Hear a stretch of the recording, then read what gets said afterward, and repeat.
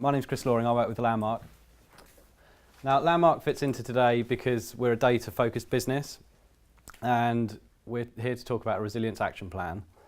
So those things are targeted around assuming you've already got actionable information. So the data pyramid, which some of you might be familiar with, is how you build to the point that you're making wise decisions and reinforcing the system with those decisions. Data's the starting point for that. Then you build to information, then you can build to knowledge, and then you can build to wisdom. So I live at the very bottom of that pyramid, and that's where we are as a business. And I spend my professional life in that overlap between data and risk management. Now, I think it's a fascinating place to be for the reason that it should be really, really simple and straightforward.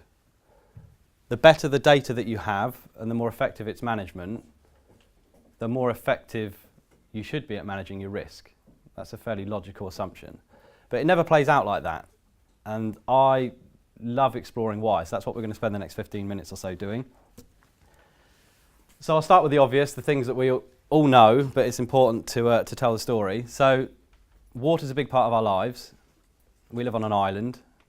I thought of, on my way here in the car, the best pub quiz question ever for the geography round. Can anyone name a major UK city that doesn't have a primary river running through or adjacent to it or is not on a coastline? Man at the back. Birmingham, correct, yes. Excellent. So there aren't many, there's a few.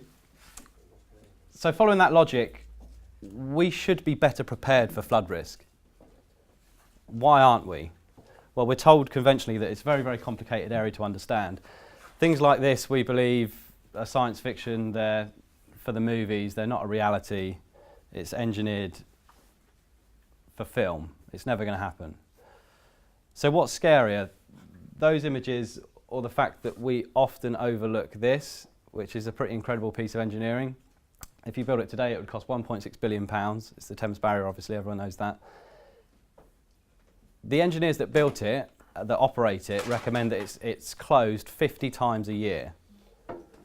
Between January and February in 2014, it was closed 40 times in 2 months. Within that period, over the space of 10 days, it was closed for every high tide cycle. So 20 times in 10 days.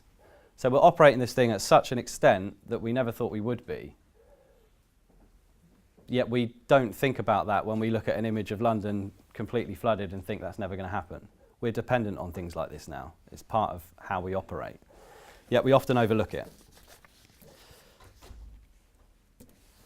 So just a quick bit of signposting of how we're going to walk through this conversation. So I want to explore my thoughts about why we've never been better placed to solve the problem of flood risk and translating that into resilience. There's some key reasons, assuming that we should have done it already, why we haven't, and I'll introduce those. And once we've done that, then we'll just very briefly look at what the solution might look like. So I think this is equally the most exciting and complex time to work in this industry. And by this industry, I mean the data industry and the risk industry. It's complex because we know more than we ever did. And that knowledge is growing at a scary rate. But it's exciting because the opportunity for change has never been bigger. So we're going to explore why. Everything starts with awareness. It's the starting point for change. At multiple levels now in society, we're aware of flood risk and the need to act on it. So at the level of the consumer, the public perception of flood risk is increasing. So open data and real-time reporting are trends that are driving that awareness. We work for the majority of the top 50 law firms who have a very insightful opinion on environmental risk as a whole. So going back 10 years, their focus was contaminated land as the main risk area. That's now been replaced by flood risk. That sits alongside things like asbestos as their primary concern when they think about flooding. So that leads into sector level awareness. So in property as a sector, you can either build or you can buy, in simple terms. If you build, the awareness is growing. The MPPF legislation has driven an awful lot of change. If you're going to build in a flood zone, FRAs are now a requirement, so that's a key change in recent times, and the onset of sustainable urban drainage schemes is a key factor as well. So that's been driven by consumer level behaviour, so our desire for block paving instead of front gardens, for example, has caused a lot of issues in that area. On the other hand, on the other side of the coin, if you were going to buy, awareness has increased hugely in the sector as well. So the Practical Law Company guidance note suggests to lawyers that they should advise on flood risk on every transaction now as standard. Those reports are far more accurate, they're far quicker to turn around, and they've got far more content than they ever did before. And you can also be alerted to when you need one before you actually buy it, which is either incredibly helpful or a great way for companies to generate sales. It depends on your opinion. So who can link these three images? What's the trend or the theme that links the three when we think about the government level of awareness of flood risk? So the clue is the man in the middle. So his surname, so the pit review. In 2007, the summer floods were pretty devastating. It was the highest level of loss encountered by the insurance industry in history from a flood event. 55,000 homes flooded across the UK, 35,000 of which had no warning system or alerting mechanism. So the pit review was commissioned to understand these factors and to put some recommendations forward how we change these things. Lots of those recommendations were centred around making people aware and warning of flood risk. So what this Resilience Action Plan's done is almost take a step beyond that, from not just warning but actually protecting. So it's taking it one step further. So there's really great awareness at government level now as well, and good engagement. One of the other reasons why we've never been better placed to solve the problem is the growth of data. Data is the fastest growing commodity on our planet. It's the common language that we all now speak. Nothing is valid or forceful unless it's got data and evidence sat behind it. So this is what that data looks like if you put it on a graph. I had to Google what a zettabyte is. For those that are interested in that kind of stuff, it's 1 trillion gigabytes. And what's really interesting, in the commercial sense, if you use the inverse of that growth to represent the reduction in time that you have available to use that data to make decisions, this is what it looks like. So last year, we reached a crossover point where we have more information and more data than we have time available to use it. So that's a pivotal shift in the way we work. And it's happening now. So perhaps the last slide should have said, "In God we trust, all others must bring relevant data." Compounding that challenge is the fact that most of what we collect or want to use is unstructured. So 80% of our data growth is unstructured. That compounds the problem and poses a huge usability challenge, which is key. So specific to the flood industry, this is what data growth looks like. So in the early 2000s, the only tangible information you could collect on risk would be the core Environment Agency data sets. Those are flood zones, historic flood events, and flood defences. Then you fast forward to 2007, and following the pit review and the devastating floods of that year, a trigger happened. And I think of that as the commercialisation of flood risk, essentially. Data providers and analysts and modelers saw these events and saw the change in desire from consumers to understand the risk and developed far more intelligent, far more robust, far more diverse pieces of data and information to analyse. So these are just some examples of those. Then you fast forward to now, and these are just a select handful of the commercially available data sets that exist to understand flood risk.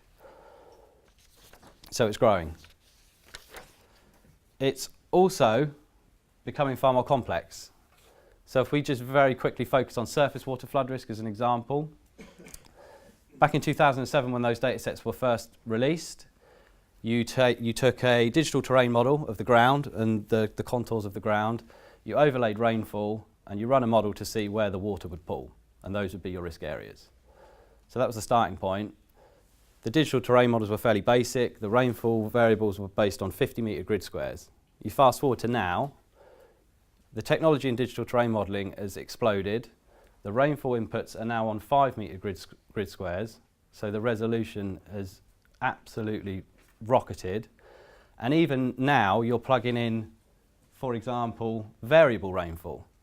So in the model for the UK, a site in Cornwall would have more rainfall inputted into the model than would a site in Newcastle. So there's huge layers of complexity that are being built into just single data sets. So we know more and more. That probably explains this graph, which represents the growth in computational power and technology that we have. I think this is growing because it has to now to help us make decisions. We're dependent on it. So in the flood risk industry, it explains the growth of modelling technologies, it explains the flood matrices powering desktop reports. So Joey talked about conveyancing searches and how you can be told your flood risk when you buy or transact on a property. One of those reports would, for example, interrogate 50 different data sets within seconds, run in a computer model and then give you a basic output of what all the risks are and then what that means for insurance. And you would get it back within 2 hours. So that's a rapid growth in what's possible because of technology. So all this is really positive. We've got great awareness, we've got loads and loads of data, we've got amazing computer capacity to solve all these problems. So really the next question is this one: why haven't we actually done it? So there's a few reasons for that, and I just want to walk through them. This is the key slide. This is the one image that I want you to remember if you're going to remember one thing from this presentation. It's what I referenced at the start. It's the data pyramid.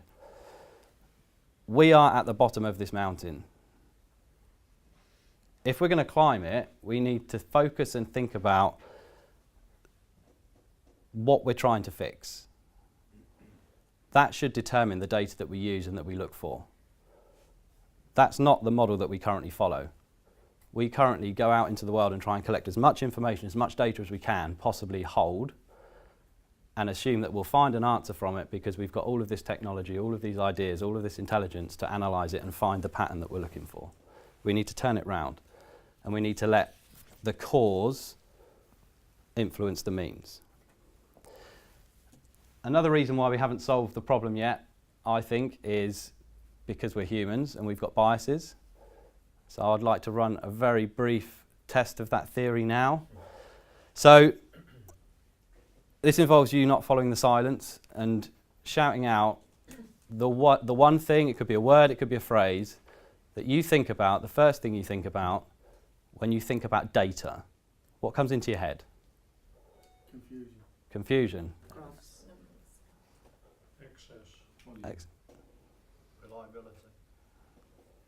So all of these words, they're to do with data, and I've run this example 2 or 3 times recently. Nobody still has said use or purpose. What's it for? That's the defining factor. It's the starting point for everything else. Yet we just scoot straight past it to scale, volume, granularity, accuracy, scale, all these things, because we're coded to think that more is best. Just get more, get more, get more. Not actually what are we trying to do. Because there's so much now that exists, most of it might be irrelevant, and we'll touch on that in a second. So another reason potentially why we haven't yet solved the problem is because it feels like the game's changing. It feels like the rules are changing. When we think about climate change projections and flood risk, what's the standard projection in time that we're looking to? What's the marker? Is it 2050? Is it 2100? What tolerances are we looking for? What variables are we plugging in? What's the universally agreed approach to projecting flood risk into the future? There isn't one. So that adds to the complexity and the challenge. So bringing that back to reality briefly, to some local examples. This is near where I live, Burling Gap in Eastbourne. Has anyone been there? Yeah, it's a great place to go in the summer, not in the winter. This is a picture from 1910, and the house that's circled, if you fast forward 100 years, is now there. So it's a huge coastal retreat, and that's along that entire coastline. Making it real again and looking at a place where I grew up on the Isle of Wight. This is a theme park called Black Gang Chine. It's awesome. Spent most of my childhood there. They built it at least 200 metres from the cliff when it was built. And now the only bit left is this piece you can see here and some of these bits. 80% of it has fallen away. It's still open, you can go, and they charge you the same as they did when it was all there, which is odd. So that's another example of massive coastal retreat. I don't know if any of you saw some news from the Isle of Wight at the start of this year. 2 or 3 towns in the southern part of it were inaccessible and still are by the road network because of huge landslip driven by increased rainfall and surface water flooding. So that's one of the main access roads to 2 or 3 towns that's inaccessible. And that's a site that you see quite frequently in extreme rainfall events now on the island, not just the Isle of Wight. So the places around us are changing and the climate's accelerating this, so it's only going to get worse. We can't change graphs like this. This is the flood risk events in York. As an example for the rest of the UK, if you scaled it up, it would look like something similar to this. Flood events are increasing. That's the reality that we live in. We cannot change that graph. So how do you measure success? Can we change this graph? I think it's possible. So this graph represents the cost of flood events. So if we take a universally accepted yardstick for success of implementing flood resilience into property, we need to find what that is, and this could be it.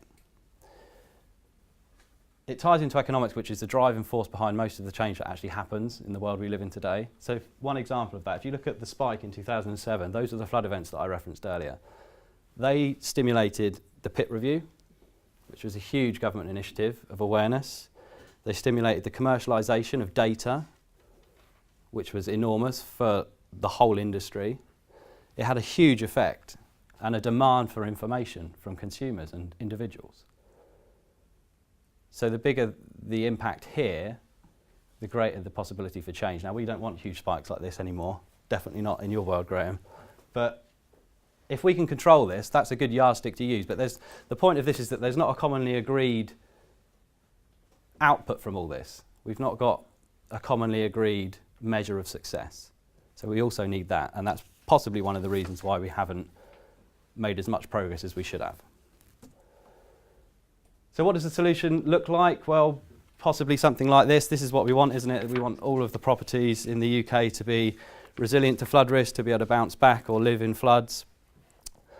So how do we get there, if that's the nirvana? Well, I think point 1 is we need to focus on only what's relevant. So we now have a flood resilience action plan. We only need to bring forward the data that's relevant to fulfill the purpose of that document. And I think that means that most of the people here who aren't in the data industry are looking at me, Landmark and other companies in that area and saying, you go away and solve all of that complexity, do all of the analysis, do the algorithms, pick the bits that matter, do all of that stuff. Don't tell me about it or give it to me in layman's terms, and only tell me what matters to make properties resilient. So to me, that means depth. If I had to pick one thing from the data world that you take forward to inform the products that you use or how you make properties resilient, you just need to know depth. Collect everything, do the analysis, and just bring that piece forward. Because that's the key piece of information that I think John will touch on after me that drives the types of resilience measures or resistance measures that you plug into property. So all of the other noise, all of the great things that we profess we can do on modelling and different data sets and all these other things, groundwater and surface water, it doesn't really matter. Do the analysis and just bring that forward. That's the only piece. Does anyone disagree with that, out of interest? That depth's the key thing? Is there something else out there? It's a starting point. It's one of the most important, but I guess it's about what's your priority. Yeah, And absolutely. layers. Point 2 is that usability absolutely is key. We need to provide that data in a usable way. The only way we can move out of the data layer of that pyramid is to deliver actionable information. It's the only way. we can't even think about going into the next steps of knowledge and wisdom without that, and that's where things like empathy and all these other elements come in. So I'm very much behind and underneath all of the thoughts that are going to follow probably today with resilience as a topic, and thinking about what is the very first thing we need to do. So as I said, as a business, Landmark, we're at the start of this journey. We're at the data level. This is what it looks like for us. It's about presenting data in an actionable way. That could be in a conveyancing report to make a decision on whether you buy a property or not, or whether you convince the seller that they should reduce their purchase price request based on all of the work that you need to do. And me and John were talking earlier before we came in about how that generally happens, and say a consumer gets £5,000 knocked off the purchase price of their property on the proviso that they need to spend £5,000 protecting it, and they don't spend the £5,000 protecting it, and they just take the price reduction and think they've made a really good deal. Or it could be assessing the developability of a site or delivering a flood risk assessment. That's our world. So to kind of wrap that story together and to tie it together and to conclude, who are the key holders in all this? What's the magic key? How do we drive change? Well, I think from my position that the key holders to change are consumers. I think consumers are more powerful change agents than regulators in some cases. So there's lots of examples of that. You look at business examples. Lego went from a product to a community because of the consumers. Now I'm a bit weird and geeky because I like Lego, but that's just one example. There's lots of them. They are a powerful agent for change. As producers, when I say we, I mean Landmark and businesses like us, we only inhabit that bottom layer of the pyramid. That's where we live. Consumers can access all of it, and they drive change through the whole thing. So they drive change through knowledge and wisdom. We can't. So our role in this whole process surely is just to simplify the data level. That's our job. If we can make that foundation as strong and simple as it can be to build from, and then give it to consumers, surely that's success. So to me, I think we need to make Henry Thoreau proud and just simplify. So hopefully that was insightful. It was a little bit quicker than I planned. Say I work with Landmark. I live in that world between data and risk. So if you've got any questions about it, or you find it as interesting as I do, which is unlikely, give me a shout. I think we've got some questions after this group of speakers, and throughout the rest of the day, feel free to grab me and ask whatever you like. So thank you for your time.